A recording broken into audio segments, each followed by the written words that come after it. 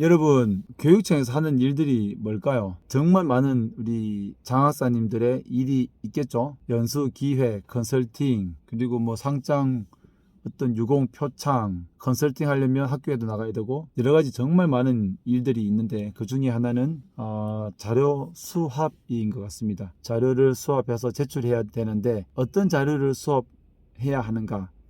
그 과마다 다르겠지만 어떤 사업 신청에 대한 부분도 있고 또 그리고 우리가 꼭 이수해야 되는 그런 계기 교육 같은 것들, 어떤 의무 교육, 그것들을 잘 학교에서 실행했는지, 1년 동안 어떻게 어떤 방법으로 실행을 했는지, 그것들을 자료를 수합을 해서 도에 보내는 그러한 일들을 많이 합니다. 어떤 많은 사업들이 있죠. 제가 교사로 있을 때는 왜 교사가 수업만 하고 싶은데 업무가 이렇게 많으냐. 그런데 사실은 그 일들을 하면서 그것들을 일로서 받아들이면 상당히 힘든 것이고, 다 아이들의 어떤 성적, 공부뿐만 아니라 공부를 하기 위한 안전교육이라든지 공부를 하면서 또 추가적으로 알아야 되는 그러한 교육들, 그 교육들을 통해서 독도교육이라든지 안전교육, 그리고 수많은 교육들, 심폐소생술, 그리고 여러 가지 뭐 아동학대라든지 뭐 학교폭력은 말할 것도 없고요. 또 그리고 금융교육, 환경교육, 그러한 것들을 하면서 과연 어떻게 했는지, 그 결과가 어떻게 되는지, 그것에 대한 자료를 수업을 엄청나게 많이 합니다. 그리고 수많은 사업들이 있습니다. 물론 사업을 신청하지 않는 학교는 그 사업에 대한 실적 보고를 안 해도 되겠지만 그러한 사업들을 하나라도 하는 학교들은 어떻게 돈을 썼는지 그 사업 실적 보고서에 대한 부분들도 있고 또 언제 필수적으로 선생님들이 이수해야 되는 연수가 있습니다. 학교에서 그 연수들을 어떻게 개최했는지 등등등 수많은 자료들이 이제 장학사들이 그 수합을 해서 3, 40개 또 큰 지역은 한 100개가 되겠죠. 그 자료들을 모아서 도에 보고를 하게 됩니다.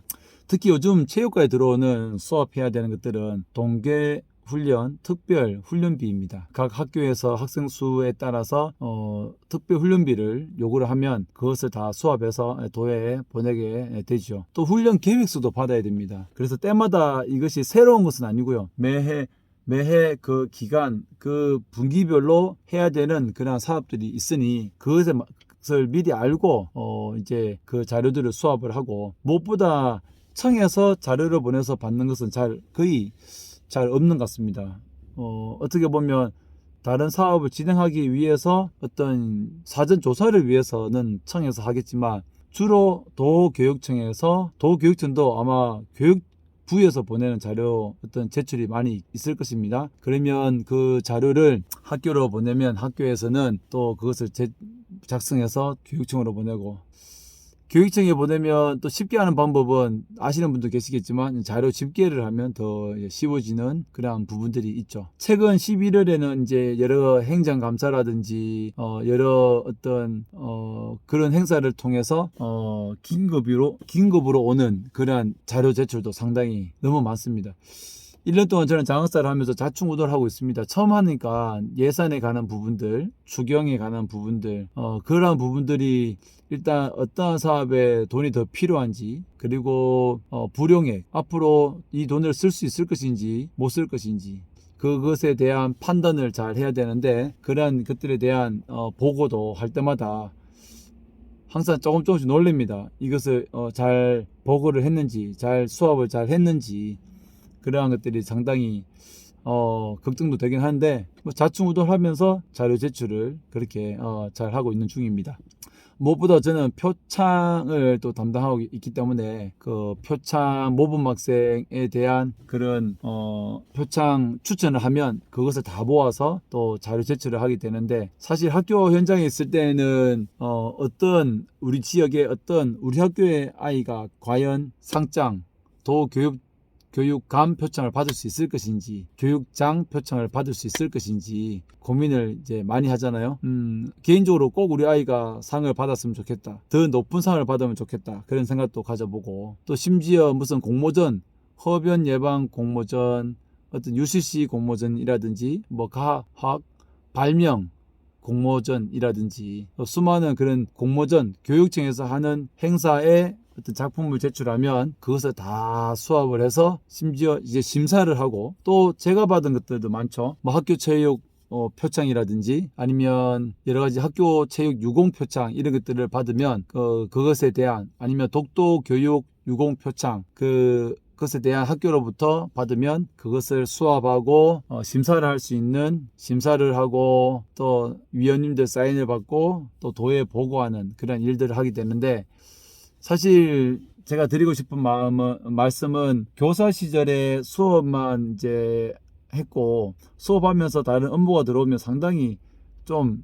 뭔가 그 흐름도 끊어지고 이것을 과연 해야 되는 자료 조사를 왜 하지? 라는 생각도 들은 적이 있는데, 그 자료는 항상 꼭 필요한 것 같습니다. 그리고 아이들을 위한 뭐 추천을 한다든지, 그리고 어떤 사업 신청을 한다든지, 그러한 것들도 다 아이들을 위한 것들이니까 뭐 꼭 해야 되지 않겠나라는 생각이 듭니다. 예전에 교사 때는 자료 제출을 늦게 하면 되게 뭐 걱정되기도 하고 괜히 신경 쓰이고 그랬는데, 참 뭐 긴급이 아니면 교육청에서도 조금 마감 제출이 뭐 어제까지라도 선생님들은 오늘까지 제출을 못했는데 어떻게 해요 라고 얘기하는데, 큰 어떤 뭐 무리는 없습니다. 예. 너무 부담을 가지지 마시고 늦으면 늦은 대로 또 보내주시고, 늦으면 좀 늦을 수 있다라고 미리 그 담당 장학사님들한테 말씀해 주시면 그 장학사님들도 그 사업 신청서 아니면 어떤 실적 보고서 아니면 추천되는 그 서류만 보고 그 일을 하는 것이 아니라